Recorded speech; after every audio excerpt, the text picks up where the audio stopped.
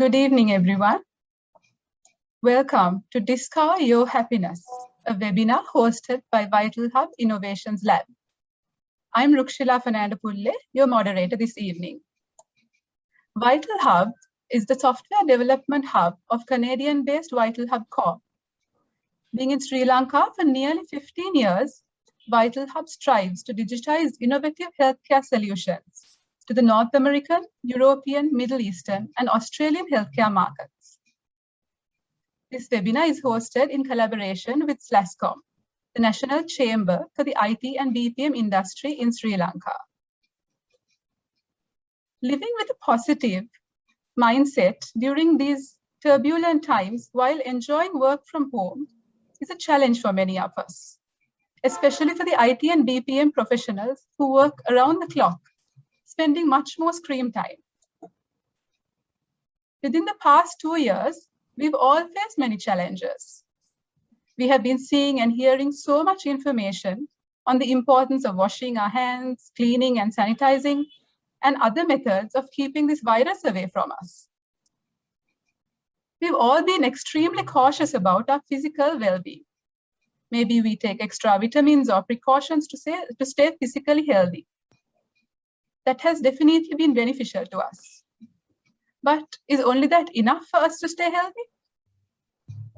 Do we give the same more importance to taking care of our mind?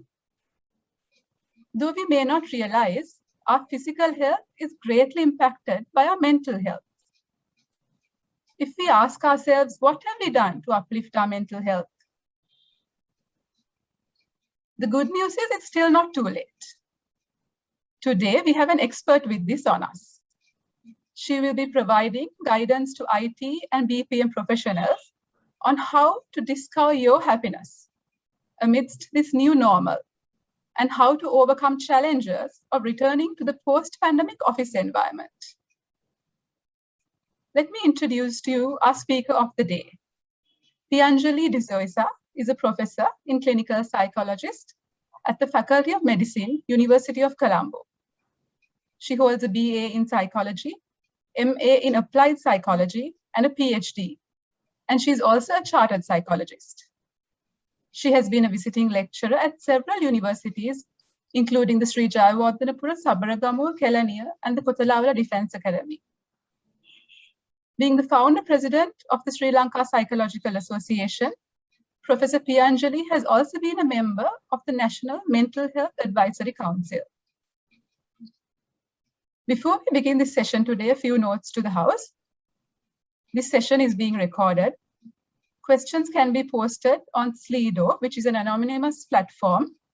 The link will be shared with you on the chat now, or you can use the chat box. Questions will be answered at the end during the Q&A session, and your identity will not be revealed. If you wish to speak, let us know and we can unmute you individually. Professor Pianjali, this session is over to you. Thank you, Rukshila. Now audible? Yes, Pianjali, you are. Okay, thank you. Okay, so Rukshila and Vital Hub and Dilan invited me to talk to all of you about mental health.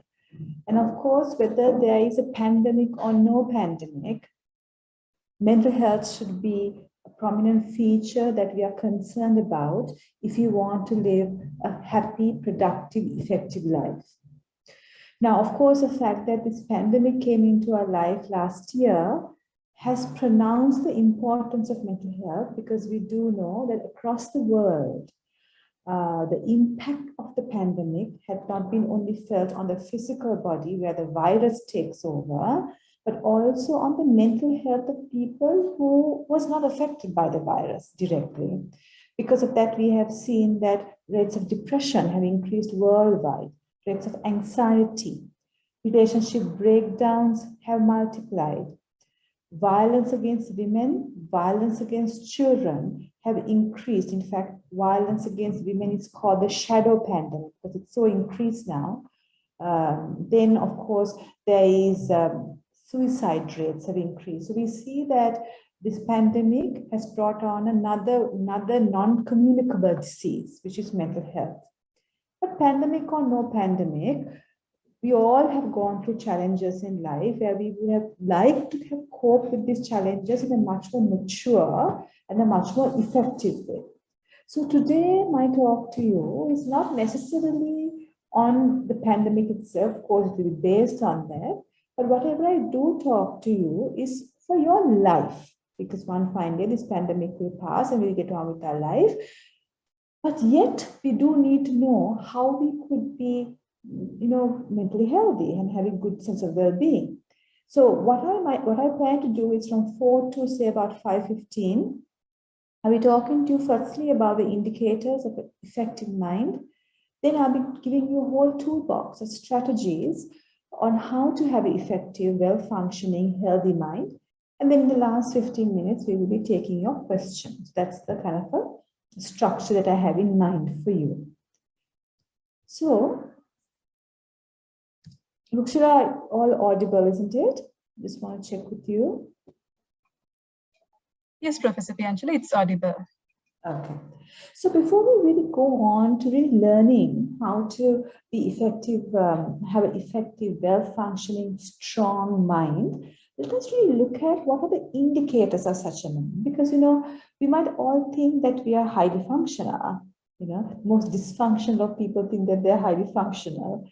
And the most functional people might think they're dysfunctional. So we need to know the benchmark that we are kind of aiming for. It's like a budget for a company or a pass mark at an examination. We need to know what is there so that we can compare ourselves.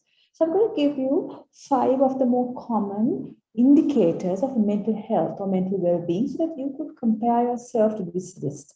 But having kept in mind that this is actually a continuum. So you might be not doing too well mentally today or this month or this year, but you may have done better last year. You may do better next year. So just as physical health, mental health is fluctuating. But generally, we have seen that as our mind becomes better functioning and has more indicators of mental health over the years, it just grows into a momentum. So if we have done a lot of self-development work in our 20s, usually the 30s, 40s are better than if you hadn't done much work of self-development in your 20s. That's how it goes.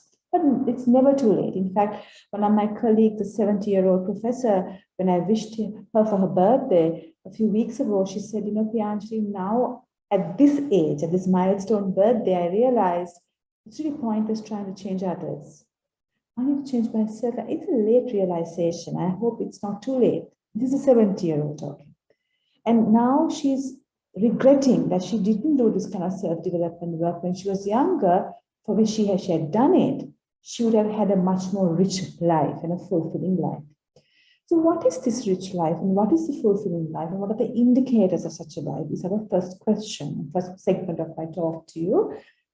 The first is, if you are mentally healthy, if you have sense of mental well-being, you would actually enjoy life in a greater proportion in a day.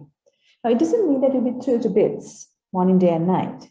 That's not possible because we are bombarded with unwholesome, defiled emotions like anger, jealousy, irritability, restlessness, sadness. Those are not emotions that we like, isn't it? Because it kind of dampens us. We would prefer moods like joy or calmness or peacefulness. Now, if in a day, your day is percentage-wise more of calmness, contentment, peacefulness, happiness, joy, sense of contentment, then we would say your mental health is good. So when we say enjoyment of life, we are not talking about partying Friday night or Saturday night, and that's also like it's a hedonistic enjoyment. It's not what we're talking about, because we do know people that who party like nothing are very unhappy people. One of my friends who had a history of partying for several years. Recently, I met her after many years, and now we are both in our late 40s and 50s, and she was saying, Pianchali, I just can't remember the day I was happy. But I have everything. I mean, I have a fantastic house in the middle of Colombo, this beautiful cars, lovely children who are high achievers and lots of money. But I can't remember when I was happy. That's a significant comment. So here when we're talking about enjoyment, we're not talking about transitory enjoyments or a purchase or a party, but it's more like inside feelings of contentment, peaceful. So if you have more of that in a given day, you would be considered mentally healthy. The second indicator of mental health is your ability to cope with life challenges. Now, we will all undoubtedly go through life challenges, and many of us have gone through. I mean, either a passing away or death of a parent, a partner, a child, a valued friend, a sibling who was very dear to our heart, or the diagnosis of a physical illness of yourself or somebody who's very close to you, or a chronic disability, a significant illness of a child, a great financial loss, or being exposed to a natural disaster. It can be anything, or a relationship breakdown, a divorce, separation. So it can be anything, isn't it? So we have almost all of us would have gone through now, and if you haven't, you undoubtedly will. Because that's life, isn't it? How have you coped with these challenges? Have you coped with it in a dignified, matured way, where yes, you have felt very low, you have felt quite difficult, life was tough, but you were able to get on with life and conclude most of your daily responsibilities despite what happened to you? Or when these challenges came to you, did you just kind of break away, just break down totally? You don't know where you are. You're just horning at every Tom, Dick, and Harry on the road. You're just having temper tantrums left, right, and center. You're crying so loudly. You're just wallowing yourself in the soil on the earth. You just don't know where you're going. You're going on these massive shopping sprees and burning your credit card. Also very unhealthy behavior strategies are emanating from you. If you're that, you need to work on your mental health. And of course, emotional stability in the face of these challenges. Is your emotional stability like a very, very dysfunctional electrocardiogram reading, an ECG reading, which goes like this, or it's like a dead one? Or is it like your emotional stability is good despite difficult things? Sometimes we meet people who talk to us, who are kind to us, who smile with us, but when we get to know them a little bit, they tell us the most difficult of life stories, like a sick and a dying child at home, but they're emotionally very with it. Then we hear of somebody who's all over the place, criticizing everybody, having, emotional outbursts. And then the biggest problem in his or her life at the moment was that the domestic had gone for New Year holidays and hasn't come back after 1 week. And that's the biggest problem in that person's life. And they're emotional wreck. So how is your emotional stability? Is it holding well? Then you are mentally healthy. Then have you fulfilled most of your life goals and potentials, or are you on the way to do that? Now, all of us as a child would have had a goal, isn't it? And of course, these goals would change. Like, for example, I may have had a goal. My goal as a child was to become an astronaut because it's already fun. But by the time I realized that astronauts spend lots of months away on some lonely shuttle eating tablets rather than chocolates, I just quickly gave up that habit of that interest. But then we have new goals. So now, have you realized some of those goals, or are you working towards it? Or have you switched goals and working towards new ones? If you're working towards your goals or realize some of them, at least at whatever age, of course, if you're in your 50s, 60s, you would have realized some of them. If you're in your 20s, you're still working for it. That doesn't matter.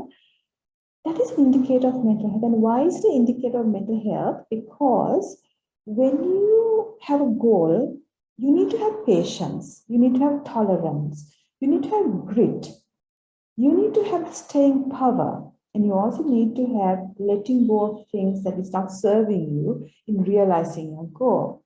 And all of these are indicators of mental health, you see. On the other hand, there are people whose life goals are like last year they want to become an accountant, this year they want to become a lawyer, next year they want to become an architect, fourth year they want to ordain themselves, and you don't know where they're coming from. They also don't know where they're coming from. If that is the case, that grit, persistence, tolerance, patience, letting go, all of those are very less developed, which are not good indicators of mental health. Another very key indicator of mental health is the amount of connections you have. We do know that, especially in the pandemic, we realized that we actually were connected to a machine. And you all in the IT industry are more so than somebody like me who's an academic, who we go out, we do live lectures, we connect individually with patients. Whatever industry we come from, whether pandemic or not, we live with humans. Whether it's our family, our extended family, our workplace, our neighborhood, our charitable works we do, we need people because we cannot live alone. We're not hermits. And hermits also might get sick and they need to be brought to the hospital. So how are your relationships? Are they very superficial? As somebody told me, one of my friends said, I rely only on myself. I do not have friends. And there was great pride in saying that. And I was really surprised. And then as some time back, in the late night, she calls me crying because her husband was admitted to hospital with some disease. And she didn't call him because I was a psychologist, but she wanted to talk to a friend. And I was really not her friend, but she thought she talked to me. And I realized that though she took great pride in saying, I rely on myself, she didn't have anybody to talk to and share her sadness about her husband's hospital admission with anybody. She didn't have anybody in her life. There are others who have friends to party with, or they have 5,000 Facebook contacts or X number of Instagram followers, but somebody close to your heart, somebody who will cover your back, who would advise you wisely, kindly, firmly for your own benefit, from whom you can borrow money if you are in great difficulty. If you had an accident, whom you can call and they'll come and help you out. If you need to go to hospital and you can't get yourself up from bed, somebody will take you. Do you have people like that? Because you see, making that kind of quality connection means you need to be able to tolerate a person's weaknesses. Or are you a person who just dumps people the moment they don't return your text message or don't return your call? You get cheesed off and that kind of a story. If so, you have very poor connections, and poor connections is an indicator of lower mental health. So these are some of the indicators that you can benchmark yourself to see where you stand. Now, my next and the final part of the longer version of my talk to you today is about how you can uplift your mental functioning so that you can be the best version of yourself in this life. You live very short life, 75, 85 years. Some of us may have done half of that. And, and research, older people have said that they really regret that they haven't lived their life the way it should have been lived when they were younger. And when you're older, you can't do much changes, isn't it? Because life is minimal, physically you're not as weak. So this is the greatest time to make changes so that your next years in life will be so fulfilling. So I'm going to give you a whole range of strategies. Rukshila and Dilan wanted me to emphasize about the pandemic, and I told them, yes, it will be emphasized, but I'll be also talking to you about your entire life journey as opposed to the pandemic. So whatever strategies you like, choose it from it's a toolkit I'm offering you, like a box of chocolates, somebody gives you and you choose what chocolate looks nice, but you can also choose all the chocolates as well. And Rukshila is recording it. We'll make the recording available for you so that you can listen to it over and over again, like most people do, so that this information is with you. So the first and the most key strategy for mental well-being, pandemic or no pandemic, is our perspective on life. Now, most people's perspective on life is such that everything has to go nicely for me. That's it. Nothing can go wrong for me. Things just have to have it on an upward mobility. It's like a staircase that is going up. You can't skip a stair. Even if you skip, it's only on the upward growth. You can't go down, you just go up, up and up. But life isn't like that, isn't it? I mean, it sounds ridiculous, even wanting something like this. And when I'm telling this to you, you might say, yeah, it doesn't happen like that, but you want it to happen to you. Now, If you are of that view, the life is only an upward mobility. Nothing adverse should happen to me. It can happen to my next door neighbor, it could happen to my dog, but not to me and my immediate ones. That is an extremely convoluted sense of the world. And the more you stick to that misunderstanding of the world's nature, you're going to be unhappy. Now, let me give you a little story to wrap the point across. There was in an ancient kingdom a king who was conceited and disliked by his ministers and his people.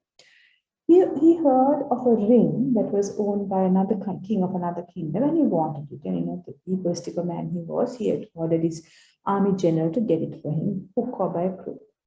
So general brought it for him packaged in a little box. And this king thought, oh, fantastic, what I want must be full of diamonds, sapphires, and emeralds and rubies. And he opened it, and there was nothing of that sort. It's just a bronze ring. He was really cheesed off. He was about to throw it away, and as he was throwing it, he saw in the inside of the ring, there was a carving that said, "This too will pass. This too will pass." So that was a bit strange. And so he didn't throw it. He put it into his ring, his finger. There are lots of other rings also. And he forgot about it. And the years went by, and his people were getting really sick of this chap because he was so conceited, doing nothing much for the country. They asked another king to take over and put this chap in prison. So now he's sitting in prison, devoid of all his regal attire and his rings, but this bronze ring was there because nobody bothered to take it off him. So he was playing absent-mindedly with this ring, and he took it out and he saw this little saying. It said, "This too will pass."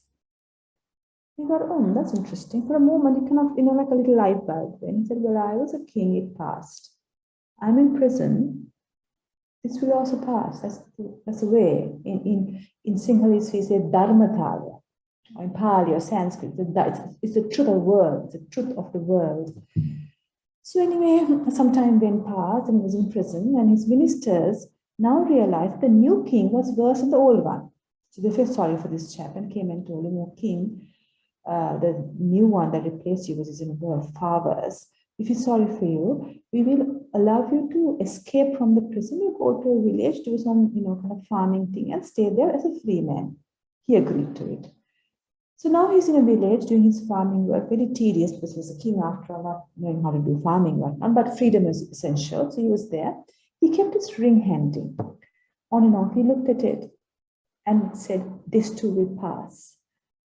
And now this message and the value of this ring, why this ring is so valuable, struck him more and more. And he thought, well, I was a king, it went. I was in prison, that was a past. Then I'm now doing farming work, this has to also pass. Anyway, with that knowledge that this is the way the world runs, he became a much more human version of himself. He transformed. Anyway, his ministers came back and said, "Oh, king, we are quite sick of the second one. We want to get rid of the second king. Could you kindly be our king again?" He said, "Fine." So at the time of his coronation, he said, "I don't want any other rings. I only want this one." And on the time that he was being crowned, he looked at this ring and it said, "This too will pass." And he realized that this second time as king will also pass away.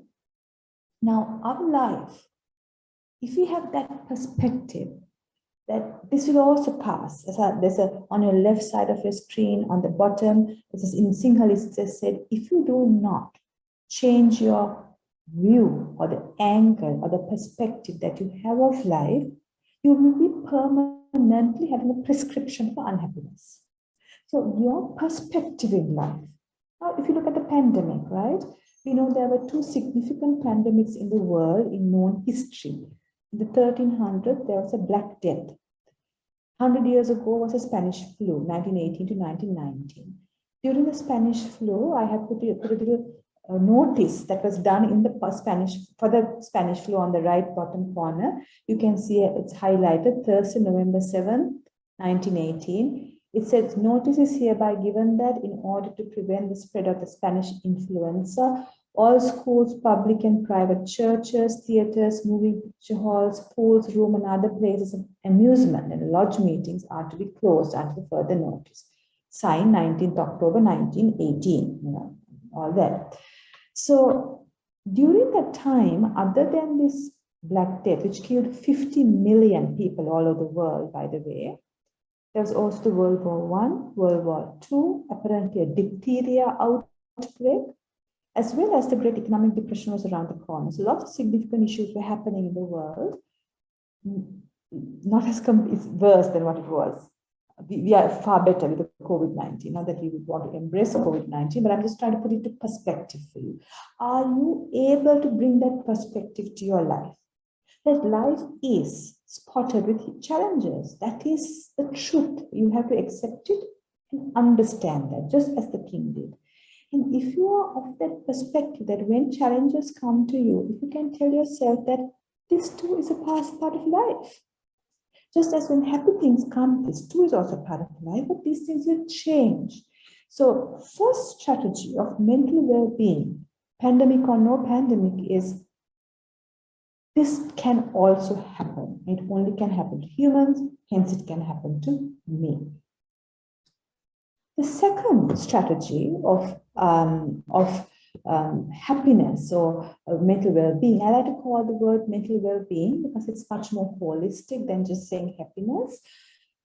New research, particularly during this pandemic time, I was reading a paper, actually after I had a discussion with Rukshila and Dilan, a new research data that's coming out on happiness and mental well-being. This document says there are 3 ways in which humans can become happy. 3 ways. The first is a very hedonistic way of becoming happy, which is just joy and regular happiness. And, those are important. Like, for example, I love having iced coffee. So, it's a hedonistic one, right? It's going to take me, okay, I can drink my big glass for 1 hour, but that's it. It's finished. It's very sense pleasure based. You can party Friday night, Saturday night, but the next day you're like really groggy and you're not quite there. But the party time was okay. But after that time, also after a few hours, you're also like sick of it, isn't it?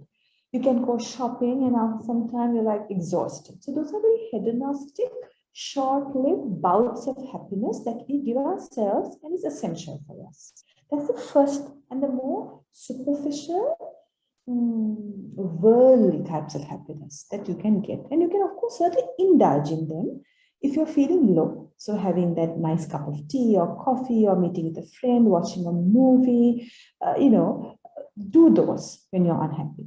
However, if you want more long-standing, deeper sense of happiness growing from you, just as I've spoken to you in this slide, under enjoyment of life, you want those kinds of feelings like peace and contentment and sense of well-being and calmness.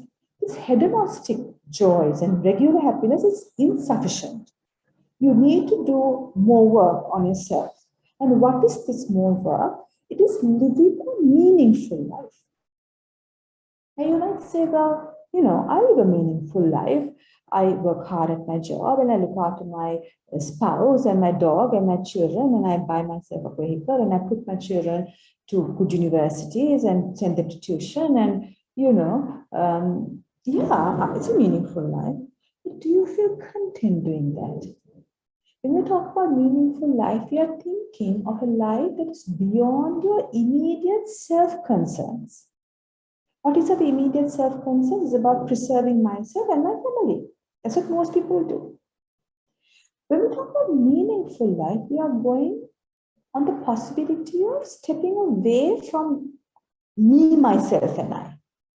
Doing something beyond that where you might not get recognition.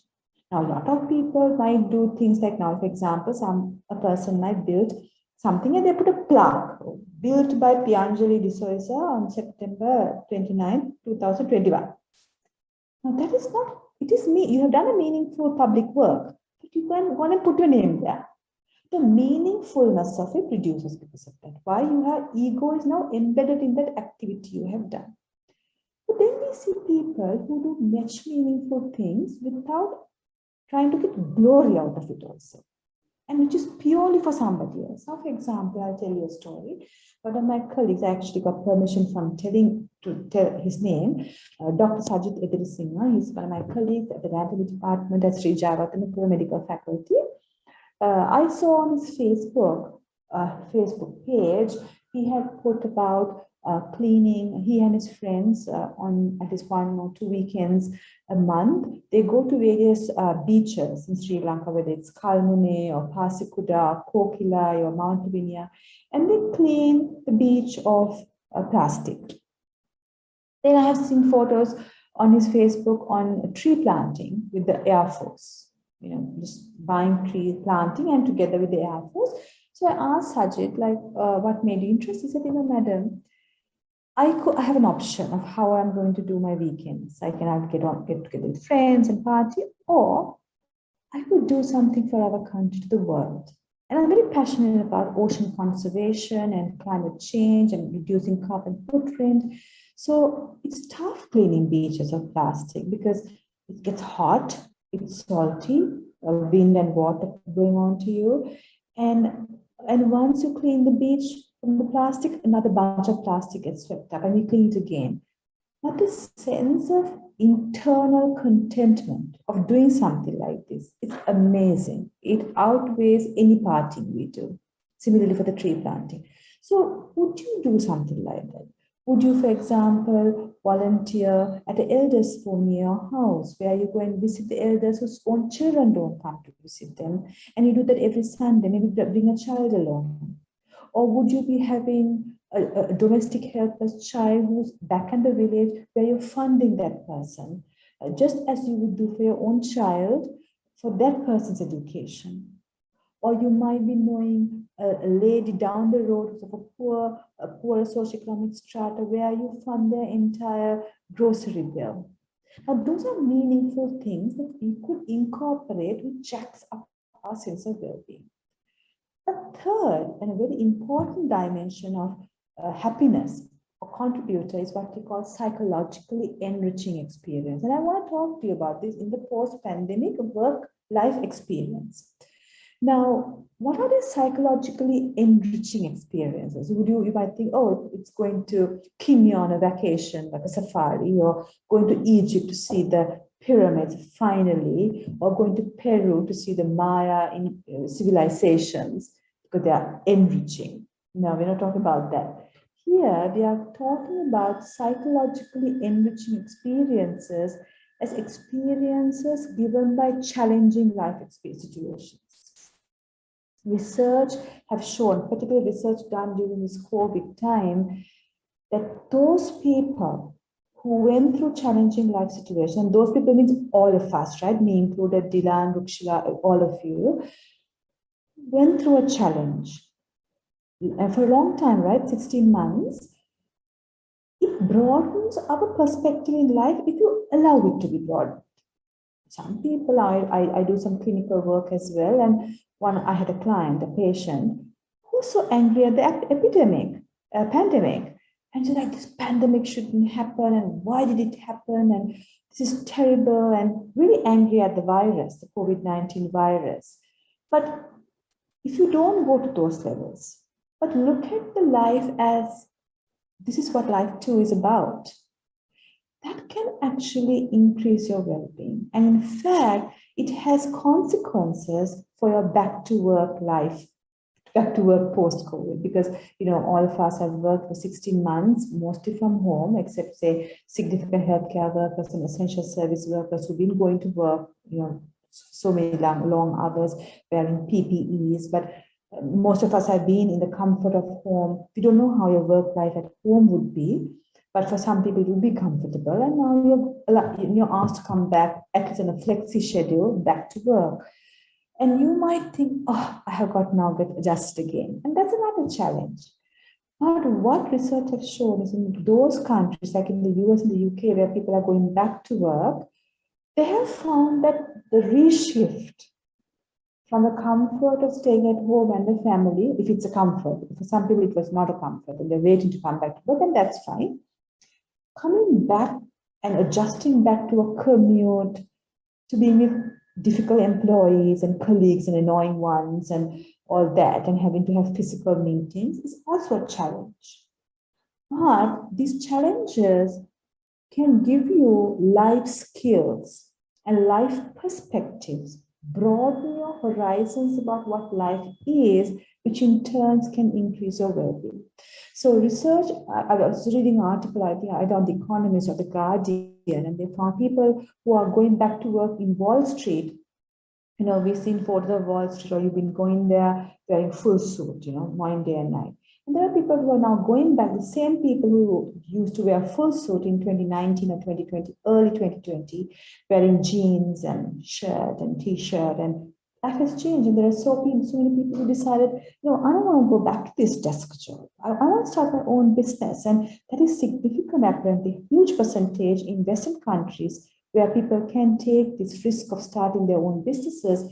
People are going there. They don't want to come back to their old job.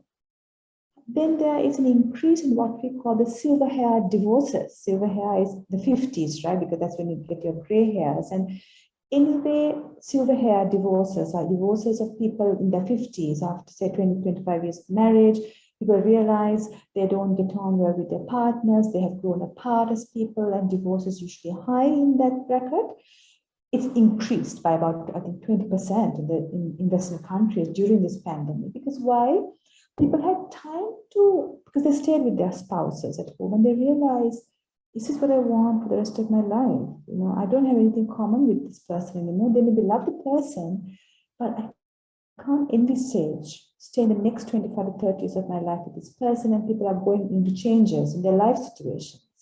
So all of these are challenges that we're facing, whether it's going back to work or your relationship, whatever, or somebody close to you had got the COVID or passed away from the COVID. If you can look at these life challenges as openings, the larger context of what life is, it can increase your well-being. So it's up to you how you take it. In fact, the third strategy is this is a great opportunity for us to consider and to really understand what life is, to really contemplate on it. That reminds me, like a few weeks ago, when we were locked down, we were still teaching, and our final year, second year, third year, fourth year medical students were doing their clinics and going to hospitals in double masking and whatnot. And so we had about 35 students in our psychiatry ward, and about at a given time, there were about 7 of them that got positive, tested positive for COVID. So 2 people were in home quarantine, I think, or they were suspect COVID.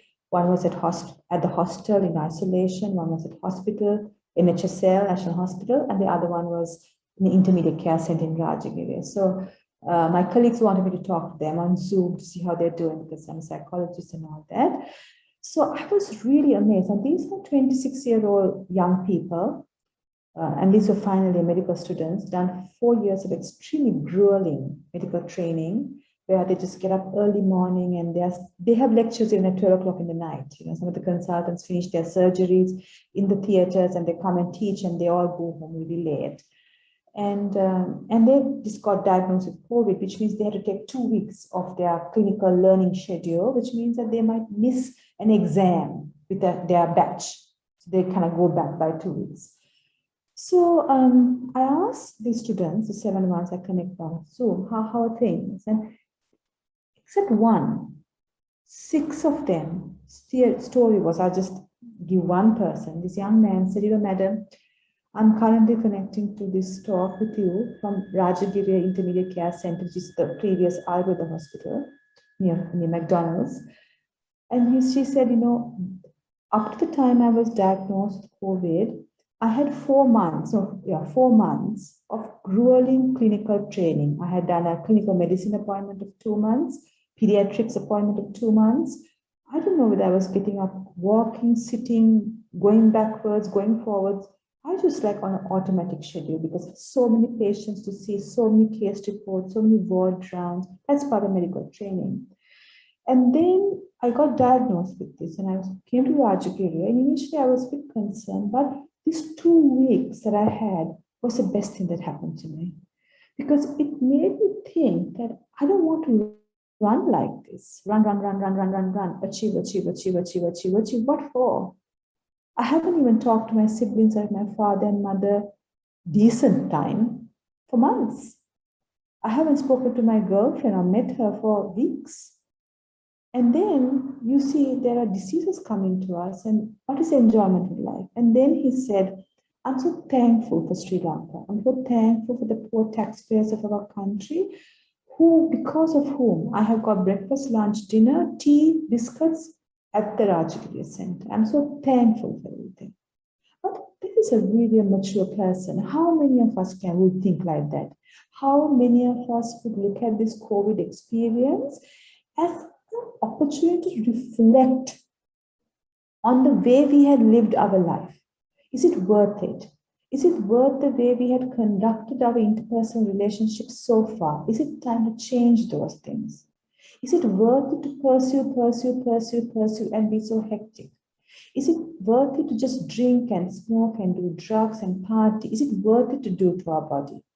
This is an opportunity for you to consider, and as you go back into post-COVID life, to make some really significant changes in your life, to have used this opportunity to be a better version of yourself, then that's a better life lived. The fourth strategy, and I think this is one of the most significant strategies I want to talk to you about, is a strategy per se, because I think these ones were like more generous strategy, but this is a strategy, clear cut, is living in the present moment. Now, living in the present moment is, are you living in the here and the now? Your body certainly must be, because you're sitting somewhere, isn't it? But is your mind with you? For many of us, 70% or even 90% of the time, our body is somewhere, mind is somewhere else. Mind is usually in the past, the dead past, and the unknown future. Then we also might tweak up this past, the future with some fantasy thrown in. Like, for example, oh, I'm going to come up with an invention that will kind of break the IT technology in the world, and I'll get the Nobel Prize. I shall go to Norway, and I'm the first Sri Lankan ever to get a Nobel Prize, and how proud my village community will be. That kind of stuff. And you're nowhere there, but you can fantasize about a future occurrence, and we live in those things. Now, we find that individuals who live in the past, who live in the future, just living there in this headspace is not very mentally healthy. And the reason is, when we live in those kind of segments as opposed to what's happening now, firstly, we are bombarded by a whole bunch of unwholesome emotions, like anxiety.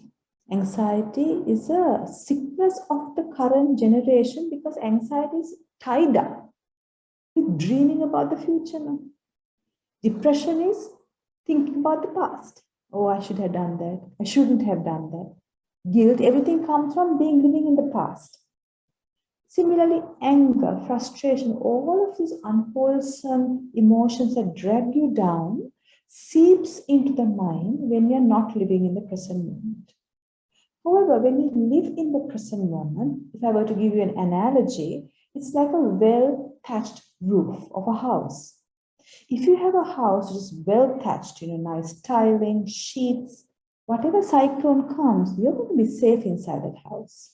But if your roof has a little holes here and there and the itikola and stuff, when the rains come, forget about a cyclone, even a minor rain, you'll have to be running around trying to put pots and pans to hold that water in. Cyclone, you're finished.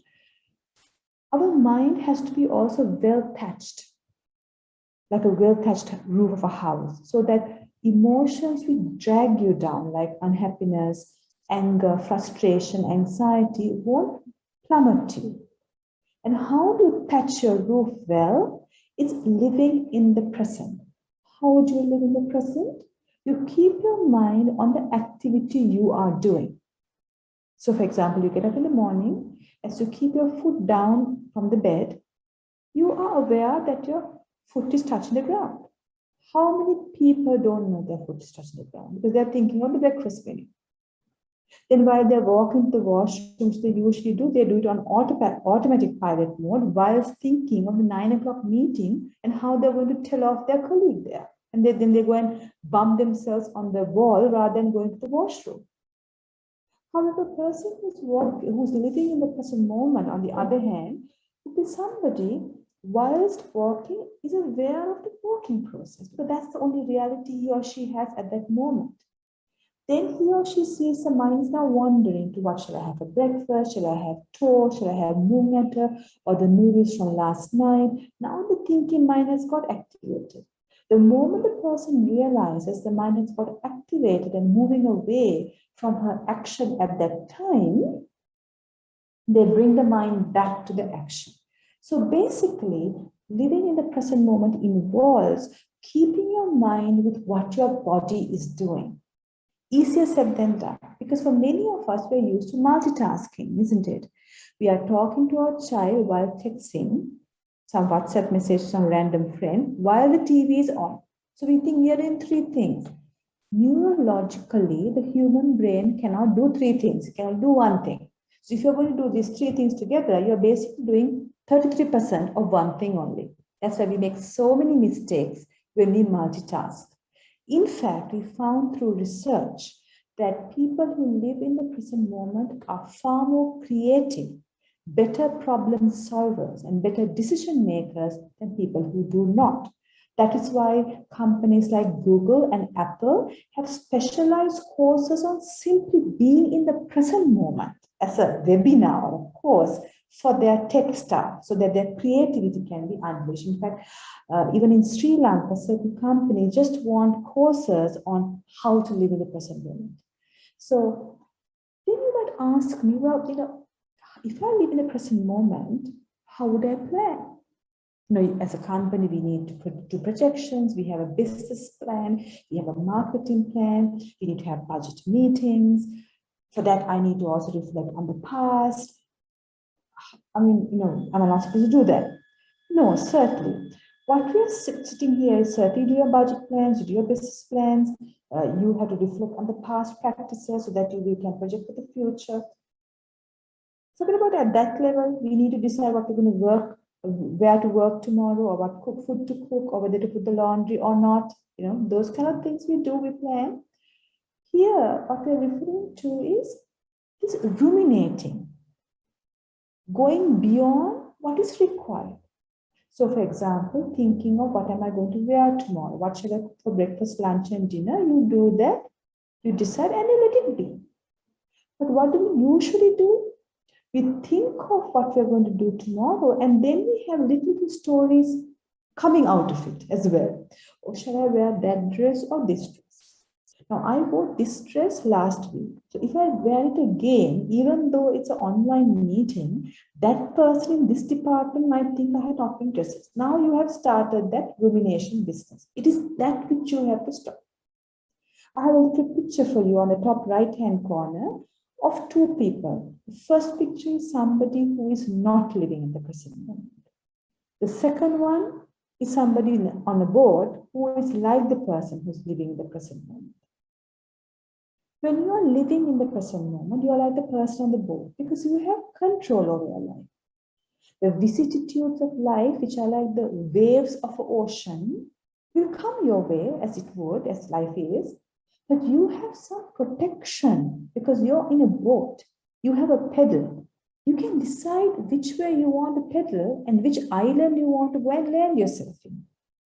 But if, on the other hand, you're a person who's enmeshed in fantasizing, living in the past, living in the future, multitasking, then your mind is going to be bombarded with thoughts like the waves of an ocean and the man who is trying to swim the waves of the ocean to get to the island. He'll drown and dead or be eaten by a shark. So therefore, living in the present is a strategy that will strengthen your mind, where you practice keeping your mind on the activity you're doing. So if you're cutting carrots for tonight's dinner, you cut carrots with full awareness you're doing that. And as you see, your mind will wander away 102 times until the carrots are all cut. That's the nature of the human mind, to run away from the activity it's doing. Every time you realize it has run away, all what you have to do is gently bring your mind back to cutting the carrots. That's all. Keep on doing that. As you keep on doing that, you will realize over time, it won't happen tomorrow, it won't happen next week, but it will happen after a few weeks. You will realize that your tendency to get swayed by your thoughts and your emotions is lessened. So you have now transferred yourself from the man who is swimming in the ocean to the man who is having a boat and pedaling in the ocean. So you are not in the vicissitude, or you are not in the grips of your emotions. Rather, you are mastering your emotions. In fact, mindfulness or living in the present moment is a psychological technique that we teach across for people like yourselves as well as clinically unwell populations. And you can learn a lot about it by typing in mindfulness or present moment awareness on Google. There are lots of apps, free apps and paid for apps internationally that you can download to incorporate this practice as a part of your life. So like brushing your teeth, living in the present moment should be a part of your life if you really want to grow psychologically. The fifth strategy that I have in mind for you is counting your blessings. Now, the tendency of a human mind, unless you are hugely a positive thinker, is to think about what you don't have, isn't it? But if you think about ourselves, we have a lot going for us. We have a lot going for us. I have a friend of mine who I was speaking to some days ago, and she was saying, you know, Priyan's life is so lonely. Her relationship isn't working out, and she just really lonely. But then, you know, Pianjali, I have nothing to complain. I have a comfortable bed to sleep on. I have good food, not just food, good food on my table. I have friends like yourself. I have a fantastic vehicle. I have a superb job where I serve people which pay me well and a lovely bunch of colleagues. I mean, I have all of those things. I have nothing to complain. But that's a fantastic perspective, but how many of us think like that? Sometimes you get up in the morning thinking, now what shall I be unhappy about? What is it that I don't have? That's the way people do it, right?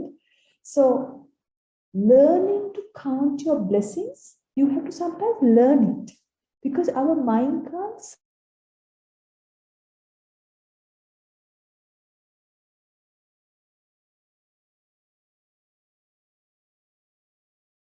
mobile phones. So many people in the world don't have it.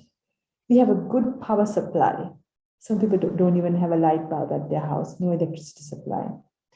We have food and water. We have a job. So many people have lost theirs. We have shelter. So many things. But our mind looks, what do I don't have? Now I have to go back to work after this COVID thing. It's only 2 days a week, but still. The fact that you have a job, that you have a salary, that you're not laid off, so counting blessings, because you see, when you count blessings, what happens to you is your mood gets up. You feel happy. You're not this grumpy old person. And when the mood goes up, you generate even more positive thoughts. Haven't you noticed that when you're happy, you look at the world in a much better light than when you're unhappy? How would you learn this? How would you include the strategy of counting your blessings into your life? One way is through a gratitude journal, which you can keep every night. So before you go to sleep, either through journaling is really good. It's like a little book. I do journaling myself since recently, where you write things. So what are the things I was happy for today? And you write that entire list. And it doesn't have to be huge things, because huge good things don't happen every day. Every day you don't get married if your marriage is a happy one. Every day your child isn't passed a Shishat exam, because it happens only once in a lifetime kind of situation. You don't get a salary increment every day, though you may wish to. You don't get a promotion every day. But so many things that happens every day, such as your friend who called you and had a chat with you for 1 hour. It's fantastic to have such a friend in your life. The fact that you have enough money to go and buy that lamb fry that you always loved from the place that you always loved to eat from, and that you could enjoy it. The fact that you could put up your feet and have this fantastic cup of tea all by yourself, listening to the rain outside, it's a blessing. The fact that you are in an organization that offer or a community that offers these kinds of webinars free for your own development is a blessing. So what you actually do is every night you actively seek out things that actually added some joy, some happiness, some benefit to your mental health, and you write it down. Or you think about it, but writing is much more powerful because it kind of, you write it means you commit to it. As you keep on doing gratitude journaling for weeks, you will see that your mind shifts. You go to sleep better because you're going to sleep with a positive perspective of appreciation. Then you get up in the next morning with a positive set of mind. That's how you start retraining your mind. The sixth strategy of mental health is altruism, being good and kind to others. Now, I spoke about this in many occasions in my webinar of being there for people, of being self-centered versus non-self-centered. Because we might think, I look after my spouse. I'm sending my children to the best universities in the world. They get all the lovely things they want to. I give my domestic helpers and my drivers the best of things. But that is your duties and responsibilities within your purview. Certainly, there are people who don't even do those things. But usually, those are done because your family, your children, your spouse, your domestics, your car, house, and maybe your immediate neighbors are extensions of yourself, isn't it? It's me, myself, and I. So really, doing things for them, though it can give momentary joy, it would, doesn't give deep sense of upliftment. What we have seen as giving deep sense of upliftment is when you do for communities and peoples and projects that doesn't venerate you, that doesn't put up your ego, and that which where you give yourself fully. Now, this came to mind this story. I was listening to a Buddhist sermon by this monk who was talking about this concept, and he said that he was building this chaitya, a pagoda, and there are lots of people putting in significant amount of money and paying by sending checks and whatnot. So one day he had got 50 rupees in an envelope as a donation to this temple. The smallest, I think we don't even have 50 rupee notes now, no? The highest is 100. So during the time, there's a 50 rupee note. Even then, it was nothing much, no? And there's a little, like a tundua with somebody's name and telephone number and address. So he was curious. So he called, and this woman answered the phone, and the monk had said, labuna parityage egana katha karana call kare. And this woman's story was she was a lottery seller. So each lottery she sells, she gets 1 rupee profit. She lives by herself, lives off her lotteries. Her children have left her, lives in a hut far away. So she had told this monk, I've always wanted to do something to build a temple. And I'm so happy that I was able to send this 50 rupees. So for her to collect that 50 rupees, she had to sell 50 tickets. To collect it was a big thing for her.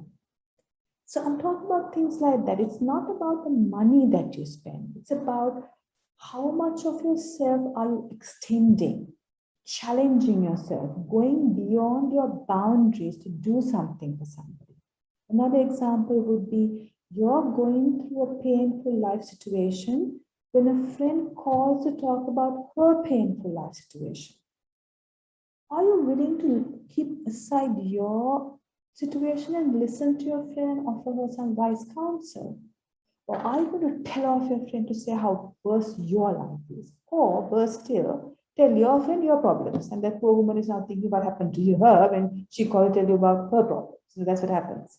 So altruism is where you go beyond your gains, your immediate circles, and give to others. And we saw that happening quite a bit during pandemic times. So many people collecting badumalu, going after certain people, building houses, looking into the garbage collectors, the 3-wheelers they had gone up and down with, and looking into how are they managed because they had no jobs. And so just going beyond that is an extremely powerful strategy of really uplifting your mental health.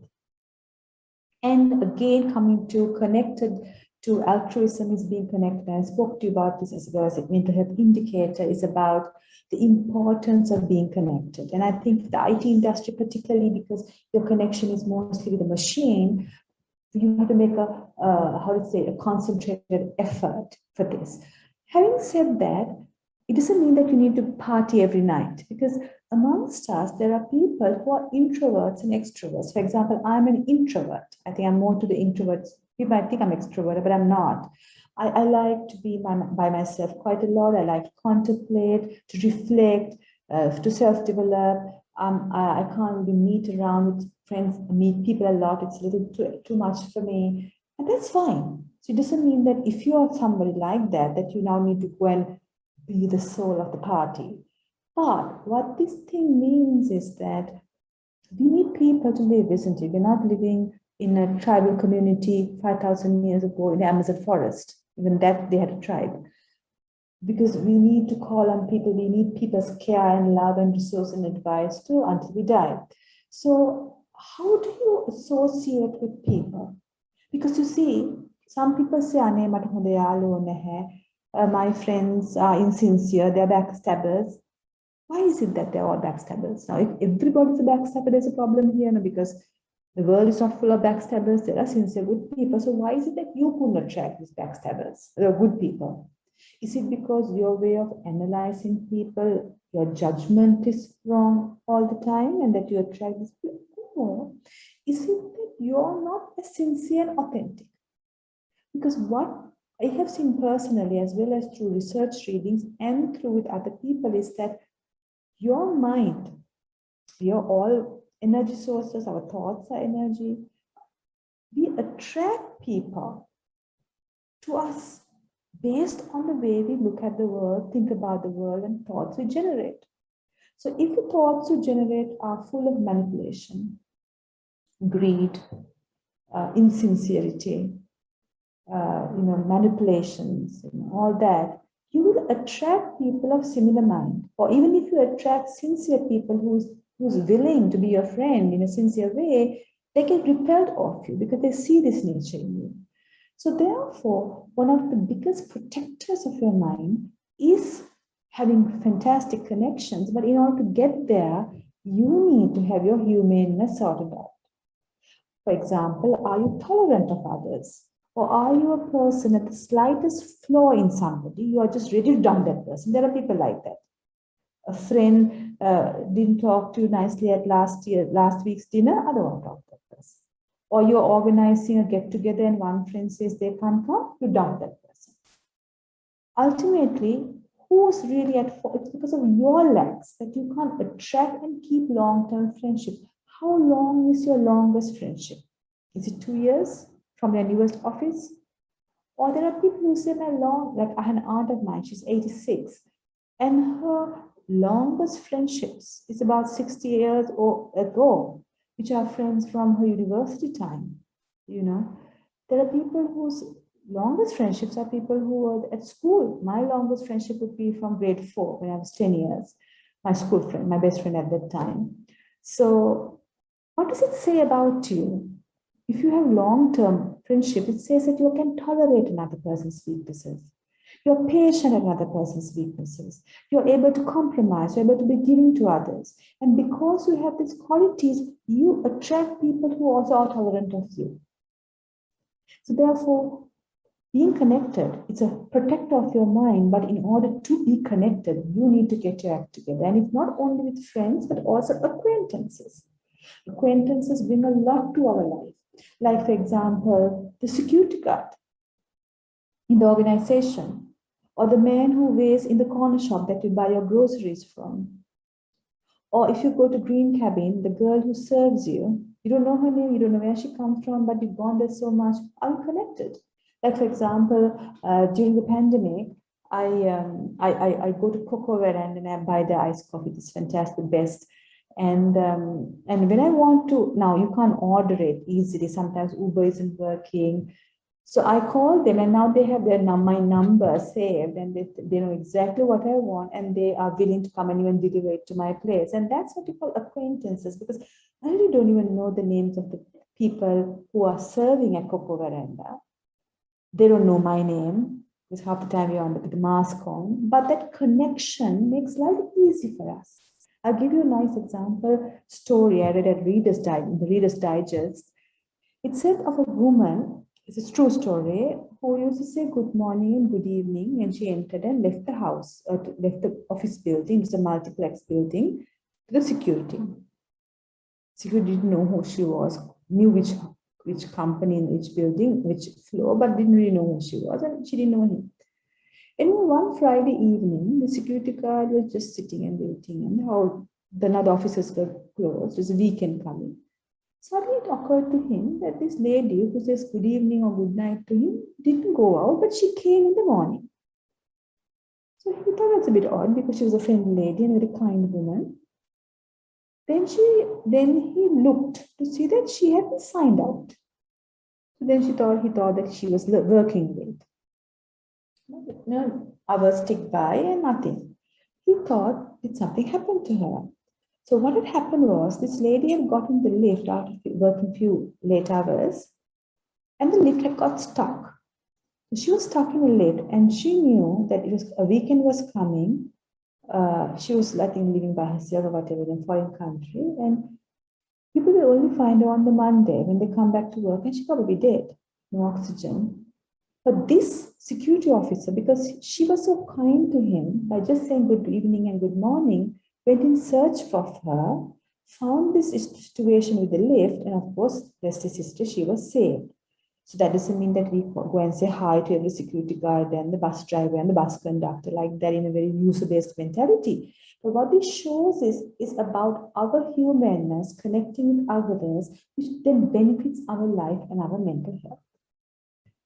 Then we have spirituality as a mental health strategy. Now, not all of us may be inclined towards religious practice or spirituality, or we may be having our own individual practice, which is perfectly fine. So it doesn't mean that I'm encouraging, or psychologists are encouraging all of us to now make the beeline or the biggest rush to the temple church, the COVID or the mosque or the synagogue. No, but just for you to consider connecting with your religious teachings, whatever it may be, in times when life is particularly challenging, or even in other times. Because what psychology says, and we know through our own personal experience, is that our religious teachings broadens our horizons about what life is. Broadens it from our own very limited human perspective. You see, I'll give you a little very sweet story. A teacher was telling me that she was having significant problems with her husband, and she teaches his 8-year-old children in school. So she goes to school very sad. So one day, this 8-year-old child had come and asked her, teacher, how you looking me the inne? Hey, you look very sad. Why is that? So this teacher was really shocked that this 8-year-old was so observant, and said, "Hey, Baba, I'm a teacher looking like you look very sad." Then this child didn't press the teacher to find out what was wrong. She asked the teacher, why get the Tirada Buddha Pilamaya Pahana Pahan Tiratel? Do you have Buddha statue, Pahanak, and all that? She said, yes. She says, teacher, Hamadana, when you get up in the morning, first thing, and then before you go to sleep, the last thing, you take that lamp, you put some oil, put a wick, light it, and say, I just want to be happy. I want my day to go well. I want my night to go well. I want things to be fine for me. I just want to be happy.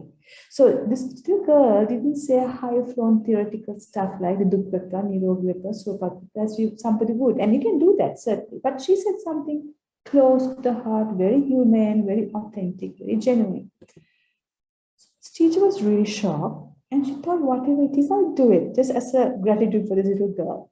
So that night, she had done just that, just lit the lamp and said these things.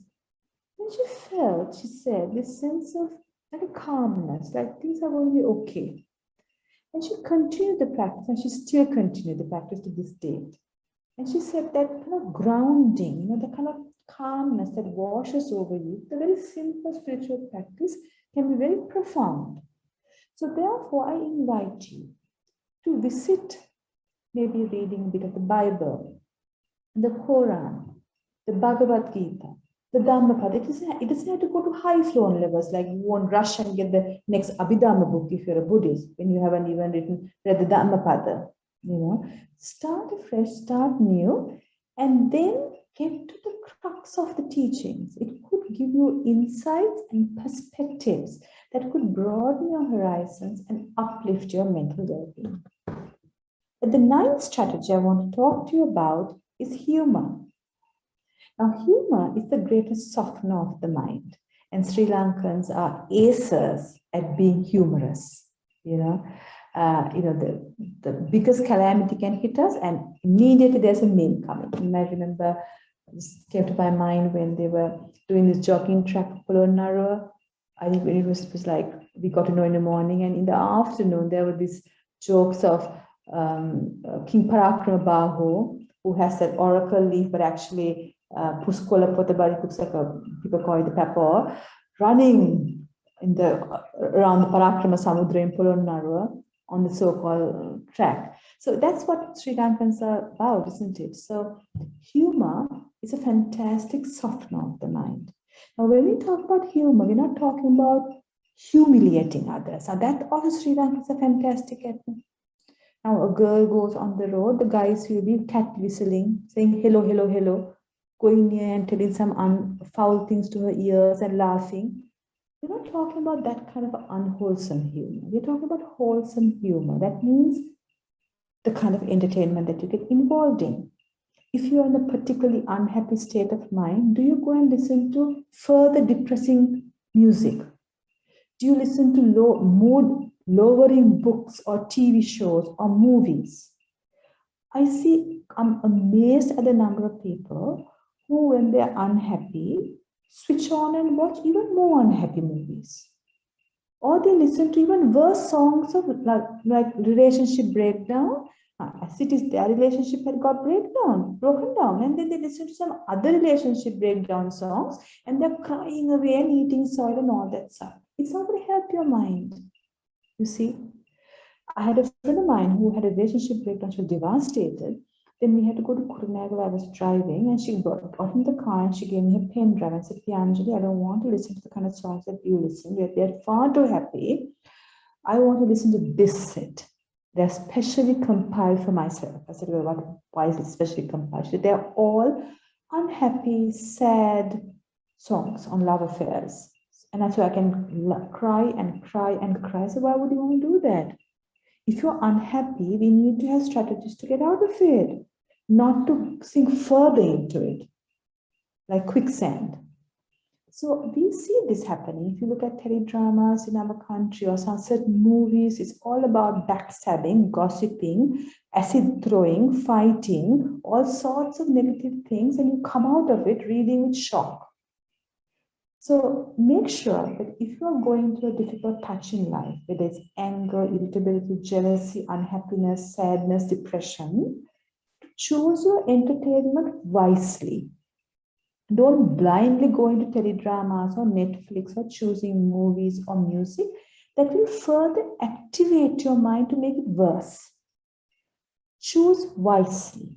Things that are light, things that are joyous, things that uplift you, things that gives you hope, that things wonder in you.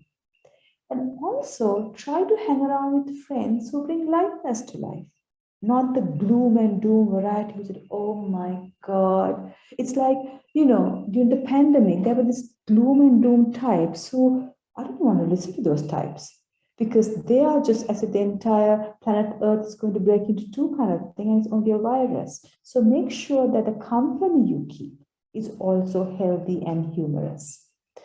Now, Rukshila, I'm much aware that it's 5:15. I have about 3 strategies, but we can always share these strategies as PowerPoint slides with others and open time for questions, Rukshila, because we only have 15 more minutes. What would you like to do, Dilan and Rukshila? I think, Professor, we have 2 more strategies, is it? 3 strategies. 3 strategies. Explain them. Self-explanatory if you want it, because they're not as significant as the others. Okay, I think we can walk through those as well. Okay. So the 10th strategy, the 10th strategy is actually maintaining a daily schedule. Now, during the pandemic, your lifestyle would have gone quite haywire, or the job that you're in, being in IT, especially if you're liaising with other countries, you may be anyway having rather a chaotic schedule, which other people in the country or in your family may not be going through.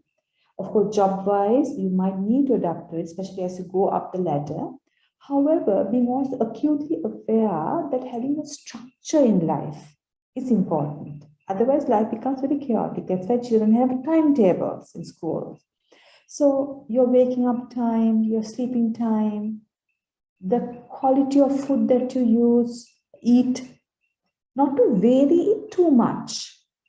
So sometimes, pre-pandemic, you may have eaten quite healthy brown rice, fruits, veggies, a good piece of fish. But as the pandemic set in, you were more into fried stuff, sugary stuff. You would have exercised before, but now you didn't. Though you could have easily got exercise clips from YouTube or done more vigorous household work, you didn't. If you had slept at 10 o'clock in the night, now you're sleeping at 2 o'clock in the morning, getting up pretty late and groggy. Having no schedule doesn't mean that you have to be a slave and say, I have to sleep at 10 o'clock, even if there are guests, out you go, because bedtime is at 10. Not like that. But having a bit of a structured time that you kind of keep to is very useful for your mental health and, of course, your physical health. Then exposure to media, especially the COVID times, some people just get up with the news and go to sleep with the news. It's just news. I have an aunt of mine, you go to a house, you only hear COVID, coronavirus, Wuhan, death rates, rapid antigen tests, PCR, those are the keywords in that household. And it's really annoying. And most of the data she gives is all incorrect. So she gets it from various WhatsApp forwards, Facebook postings of unknown people, unknown origin. So make sure that you listen to one news channel if you want to, and kindly do not be so enmeshed in social media stuff like this picture I have put for you. People post all sorts of things, which is so untrue. If you really want information about the pandemic and what the world is happening, Ministry of Health, Sri Lanka's Epidemiology Unit, Sri Lanka Medical Association, World Health Organization, and prevent yourself from doing forwards of this information to others as well without checking the validity of these claims. Finally, box breathing is a technique of reducing your anxiety and panic when you feel like this. Some people, when they get up in the morning, they feel very anxious because of the life situations we find ourselves in. There are physiological ways of minimizing our anxiety really by our breathing styles. So there's a technique called box breathing, where you breathe in for 4 counts, hold for 4 counts, breathe out for 4 counts, and hold for 4 counts, and you go on like that. So it's not like 1, 2, 3, 4, because then you probably suffocate, and you don't do 1, 2, 3, 4, because then you will have no oxygen. It's more like you breathe in 1, 2, 3, 4, hold the breath 1, 2, 3, 4, let go 1, 2, 3. The second box of 4 beats. That kind of changes your physiology and the functioning of your body biologically, which then has an impact on your mind, which will reduce your anxiety if you practice this when you're feeling particularly anxious. Then finally, I've given to you, if you feel that you need more mental health support, certainly reach out for it. It's for yourself. You're the most important person in your life. It's important to look after yourself. Government and private services offer, government hospitals, private hospitals offer psychology, counseling, psychiatric services. Then there are a whole range of hotlines, free hotlines like NIMH, National for Mental Health. Then there are non-governmental organizations like Women in Need for gender-based violence, particularly violence against women, if you are victimized by it. Then Sumitra and CCC are mental health hotlines that you can call on to. And finally, National Child Protection Authority for child-related mental health and child abuse issues.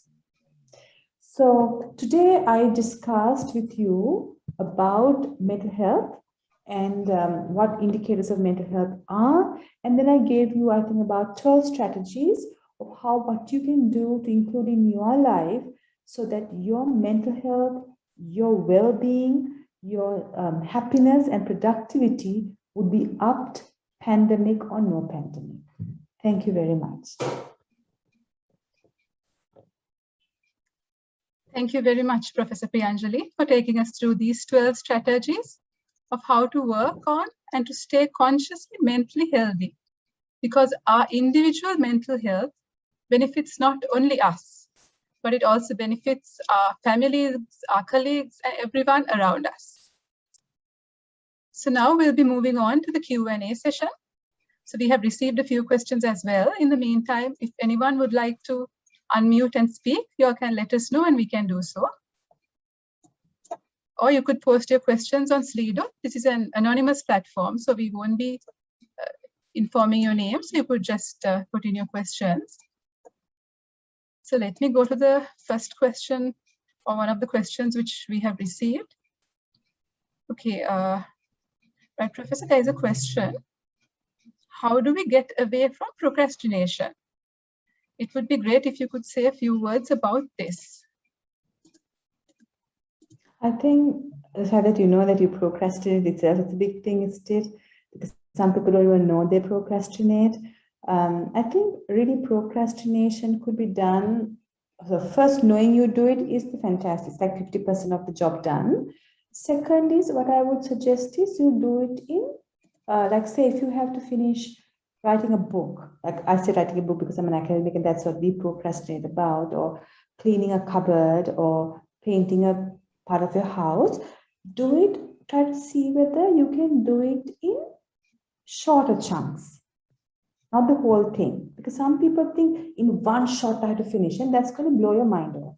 So instead you would think, well, you know what, I'll go for 1 hour today from 9 to 10, or I will write this number of pages and that's it. And then link it with a reward for yourself. That's how I do. So for example, I think if I had to work on a weekend, I think I'll work for 4 hours. So I'm going to work from say 10 to 2, then I'm going to go out. I'm going to go for a drive. I'm going to go and have something nice to eat. So because I look forward to it, and also I have set a time that is manageable for me, rather than just like going crazy and working 12 hours. That's going to put you off this whole thing. So therefore, how would you procrastinate? First, knowing that you procrastinate. Second is break the job down into smaller, manageable chunks. And then reward yourself for whatever you do so that you keep going like that. So that will be one way. Thank you, Professor. I hope that question was answered. Right. Okay, we have another question. Lack of interaction with co-workers can make team building difficult while working from home. How can we overcome this? Yeah, that is there. Like I mean, it's a given, isn't it? So you can't have the ideal situation because we do have a pandemic. It's like the person I told you who was cheesed off with the virus and very angry, and the entire psychotherapy session is that, and this person was then cheesed off with a company because that person worked in an IT company, and because he couldn't connect with the co-workers. Now, that is an issue, but that is an issue that arises from the challenging situation we find ourselves in. So within that context, what can you do? Well, I suppose it's a limitation that life has given us. So within that, we need to think of solutions. Would be calling somebody, having a WhatsApp group, or a virtual meal thing, virtual coffee day, things like that. So you just try to, it's like somebody who's going through a surgery for the leg. You can't walk after that for a few months, but you can use crutches and you can get about slowly. difficult. You can't wear the fancy clothes, but you can still walk, right? So rather than thinking, oh, I can't do this, or this is really inconvenient, put your mind to what can I do? Change the question you're asking, and then you might have some options and do those rather than doing nothing. Rukshila. Okay, we have a few more questions coming in. Okay, how to deal with a difficult co-worker who always tries to create trouble within the team? Now that's a difficult question to answer, Rukshila, because we don't know what kind of trouble that co-worker makes and whether the person who is asking this question also has certain issues. We don't know, isn't it? Because these are individual questions, individual personality dynamics, which has to be really looked into for the sake of the dynamic, which we don't have that information on. So it won't be right if I say do this, because it will be totally irrelevant to this question. So I'll pass that. It's more of an individual question, I think. Yeah. Right. Okay, we have a few more minutes. Okay, we have another one. How to cope with distractions while working from home, especially like checking social media, going to Facebook, that type of social media. I think that's a tough one, because I think I told you that I deactivated my Facebook account because of that. It's a drastic decisions, but what I did was, because I practice present moment awareness as part of my lifestyle, what happens is when you start living in the present moment, every time your mind wanders away from the key task you're doing, so your mind might be wandering to say Facebook or YouTube, you will see that the mind, you carry your mind with you while now doing Facebook, when you actually should be doing something else. But your mind is now very much with you on this Facebook activity or scrolling you're doing.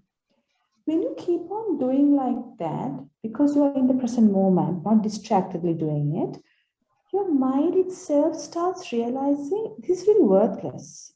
Spending hours on Facebook, unnecessary things. I'm not learning anything. I'm just comparing myself with the other person who's posted on the Facebook, that kind of stuff. Your mind starts rejecting that kind of excessive activity, Rukshila. So therefore, the ultimate strategy to overcome excessive use of social media, because social media has its benefits also, it's not a no 100%, is to, if you really can't peel yourself out of it with your sheer willpower, do it with mindfulness. Do it very much in the present with it rather than absent-mindedly. And as you do that, your mind itself is thinking this is really nothing, it's actually nothing much, and it will on its own reject itself. Is that clear? Yes, Bianca, that's clear. Okay, we can go to one more question. It's actually two questions in one. How can we assess the well-being of employees who work from home? Are there any tips to focus improvement? I think, it's how not can easy we to assess the well-being of employees who work from home?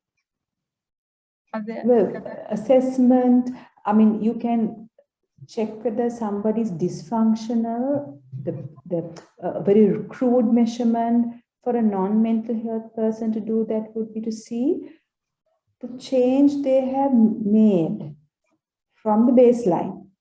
So for example, if you had known the person before this whole pandemic thing, before home working context, and now they show some weird behaviors like temper tantrums, moodiness, grumpiness kind of thing, which is quite different to the person you knew beforehand, you can come to the conclusion that they may be going through some difficulty. So that may be like a good measurement, but really doing an in-depth assessment, first of all, you need to find out whether you need to do that. And then for that, you need to have more skills, Rukshila. But a crude way is simply to see what are the changes a person is showing now. Because sometimes you say, then something is afoot with that person. That could be one way. Okay. I hope that answer helped the audience as well. Okay, so it's 5:30. We'll go to a final question, which we have got through our chat. Chat, yeah. How could we be more empathetic in our interactions, conversations, especially in remote communications via chat or emails? Also, how important we should consider emotions while communicating during meetings, etc. We don't see faces anymore in meetings during this time. I mean, I'm glad that person asked this question, because clearly that person values the importance of empathy, isn't it? That is why you asked that question. Some people don't think of it like that. So that's really good. Congratulations that you even thought of that dimension. I think I personally, when I write an email at a point when I'm quite emotionally agitated, I read it about 2 or 3 times and I try to soften it. There are ways to soften it. For example, rather than saying, why do you say that? And writing it, you can say, what makes you say that? You know, it's the same question, but the tone is different. Why don't you do it? And you can say, would it be possible for you to do it? So it's the same thing, but you're gentilizing it, if there's a word like that. That comes across as being more empathic. Now, there are many